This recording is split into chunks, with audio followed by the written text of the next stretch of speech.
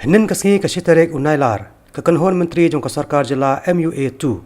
Kelasong jelang banyakren halor kimat rekam jongka bat ki artli kimat ki bakham kongsan ki balai kren. Kadai halor ke jing ai wa jaka shaka Uranium Corporation of India Limited. Kebelang company ki bapentri yaki kam ti uranium hakalengkari. Halor ke jing ai wa jaka shaka UCIL kekenhon menteri hinin kasngi kelai kren sani bah halor ke kam. Bat hakabak haddo hi dakawai kesur.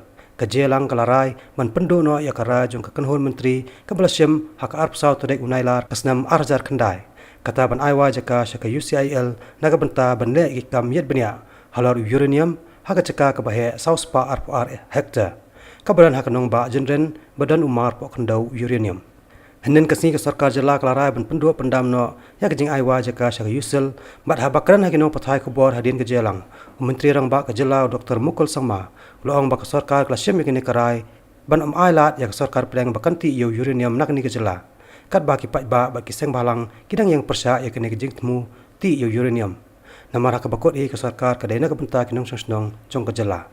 Therefore it has become important for the cabinet to sit and discuss.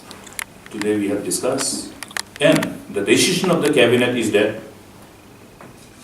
the decision of 24th August 2009 hereby is revoked, and the cabinet directs all concerned of the state government, all concerned authorities of the state government to further communicate to all concerned authorities, including UCIL, of this decision, and first embark upon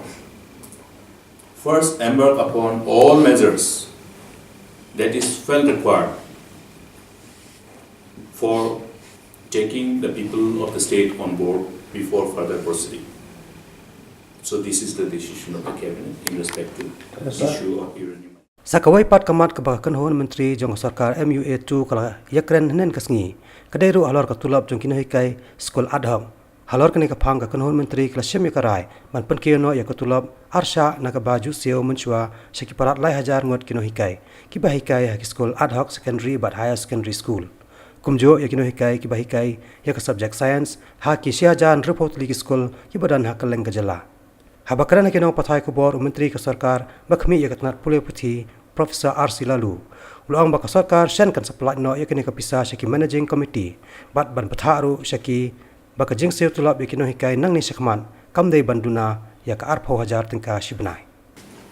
We have number of schools both at the secondary level and both at the high secondary level, and the cabinet has been kind enough to agree to the proposal of my department to enhance the grant aid to the managing committee, and this will be made effective immediately, and I am sure that with this enhancement we have also taken a decision that the managing committee will be informed accordingly that the amount of payment made to all the teachers should be a minimum, should not be less than 20,000 for secondary and 24,000 for high secondary.